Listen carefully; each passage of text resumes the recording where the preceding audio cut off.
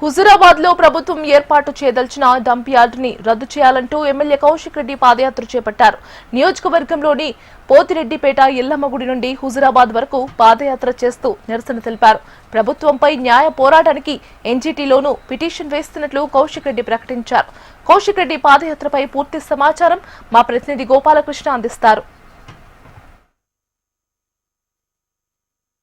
Huzurabad dumping yard issue రోజు రోజుకి ముదురుతోంది. ఈ డంపింగ్ యార్డ్ వద్దు అంటూ నిరసనలు పెళ్లుబెక్కుతున్నాయి. ఈ క్రమంలో స్థానిక ఎమ్మెల్యే కౌశిక్ రెడ్డి పాదయాత్ర చేపట్టారు. ప్రతిపాదిత పోతిరెడ్డిపేట నుంచి మొదలై హుజూరాబాద్ వరకు దాదాపు 8 నుంచి 10 కిలోమీటర్ల దాకా ఆయన పాదయాత్ర చేస్తూ ఉన్నారు. సో పాదయాత్రతో మరొకసారి డంప్ యార్డ్ ఇష్యూని నిరసనగా చెప్తున్న కౌశిక్ రెడ్డి నాతో ఉన్నారు. ఒకసారి మాట్లాడించే ప్రయత్నం చేస్తాను.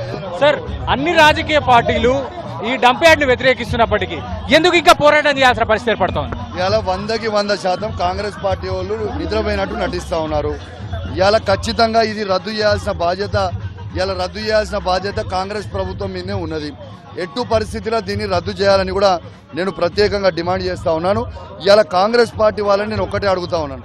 ఇలా 26/7/2024 నాన్న కరీంనగర్ కలెక్టర్ గారు క్లియర్గా ముఖ్యమంత్రి రేవంత్ రెడ్డి గారి ఆదేశాల మేరకి ఈడ మేము డంపింగ్ యార్డ్ని ఏర్పాటు చేస్తున్నామని క్లియర్గా కలెక్టర్ గారు చెప్పారు. మరి దీన్ని రద్దు చేయాల్సిన వాళ్ళు ఎవరు? ఇలా కాంగ్రెస్ ప్రభుత్వమే కదా. ఎట్టు పరిస్థితిలో ఈ కాంగ్రెస్ ప్రభుత్వం అనేది తప్పకుండా రద్దు చేయాలి. తీవ్రమైన పరిణామాలు లేకుండా ఎదుర్కోబోతా ఉన్నారు. మేము ఊరుకోము. ఎట్టు పరిస్థితిలో ఈ డంపింగ్ యార్డ్ అనేది ఖచ్చితంగా రద్దు చేయాలని ఈ ప్రభుత్వాన్ని మేము డిమాండ్ చేస్తా ఉన్నాం. సార్, ఈ ఇష్యూలో డంపింగ్ యార్డ్కి మేము వ్యతిరేకంగా ఉన్నామంటే మేము వ్యతిరేకంగా ఉన్నాయని దాదాపు అన్ని పార్టీలు చెప్తా ఉన్నాయి. కానీ ఇదే పొలిటికల్ మైలేజ్ కోసం చేస్తున్న ప్రయత్నాలు తప్ప అధికార పార్టీ నుంచి ఆశించిన రెస్పాన్స్ రావట్లేదు అని అంటున్నారా, లేదంటే ప్రభుత్వంలో కదిలికే లేకుండా ఉందా? అసలు ప్రభుత్వం ఇదే దుండపోతు మీద నీళ్లు పోసినట్టు ఉన్నది. తర్వాత దొంగ అన్నట్టు ఉన్నది. ఇలా నేను ఒక్కటే క్లియర్గా అడుగుతా ఉన్నాను. ఇలా ప్రత్యేకంగా పోతిరెడ్డిపేట గ్రామం నుంచి మేము పాదయాత్ర స్టార్ట్ చేయడానికి రీజన్ ఏంటంటే ఇలా అక్కడ ఆ గ్రామంలో ఆ చెరువులో ఈ వేస్ట్ ఎనర్జీ ప్లాంట్ వాటర్ అంతా కూడా మా పోతిరెడ్డిపేట గ్రామంలో ఇలా నీళ్ళన్నీ ఆ చెరువులో కలుస్తాయి.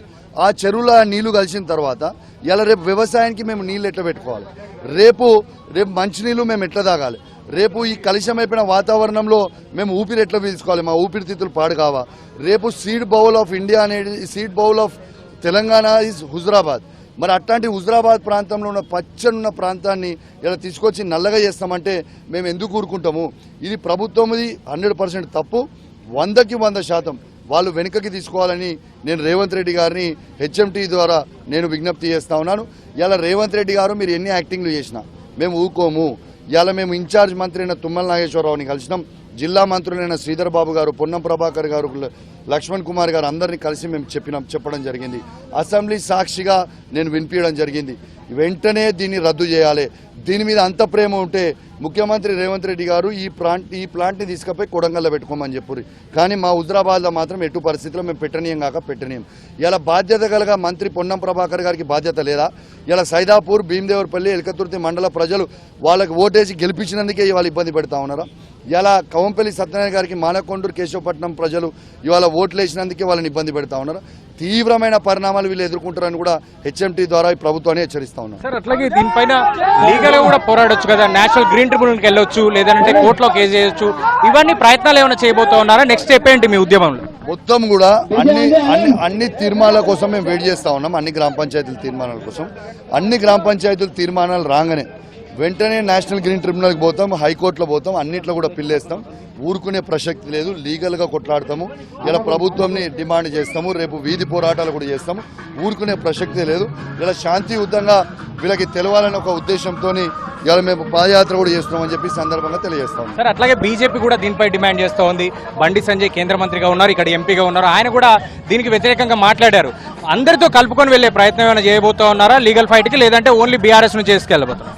నేను ఒక బాధ్యత కలిగ శాసనసభ్యునిగా 2,50,000 మంది గొంతుగా రేపు నేనైతే పిటిషన్ వేయబోతా ఉన్నాను. ఇలా ఎట్టు పరిస్థితుల్లో నేను చెప్తా ఉన్నాను. ఇలా బండి సంజయ్ గారు కావచ్చు, ఈటల రాజేందర్ గారు కావచ్చు, ఎట్టు పరిస్థితుల్లో వాళ్ళది కూడా బాధ్యత ఉంది. ఇలా ఈ ప్రాంత ప్రజలు ఈటల రాజేందర్ గారికి 20 సంవత్సరాలు మోసిండ్రు. ఈ ప్రాంత ప్రజలు గత 10 సంవత్సరాల నుంచి బండి సంజయ్ గారు కూడా మోస్తూ ఉన్నారు. వీళ్ళు ఓట్లు వేస్తేనే వాళ్ళు లీడర్లు అయినరు. వాళ్ళు మర్చిపోవద్దు. రేపు తీవ్రమైన పరిణామాలు బండి సంజయ్ గారు రేపు ఈటల రాజేందర్ గారు ఎదుర్కోబోతా ఉన్నారు. మేము ఊరుకోం కాక ఊరుకోము. ఇలా ఈ యాక్షన్ చేసులు బంద్ చేయాలి. కాంగ్రెస్ బీజేపీ వాళ్ళు కూడా అధికారంలో వాళ్ళు ఉన్నారు, కేంద్రంలో వాళ్ళు ఉన్నారు, రాష్ట్రంలో వీళ్ళు ఉన్నారు. ఎందుకు బంద్ చేయరు? ఇలా ఈ యాక్షన్లు చేసుడైంది, సానుకూలంగా ఉన్నామని చెప్పుడైంది. ఎట్టు పరిస్థితిలో దీన్ని రద్దు చేయాలని నేను ప్రభుత్వాన్ని డిమాండ్ చేస్తాను. Thank you.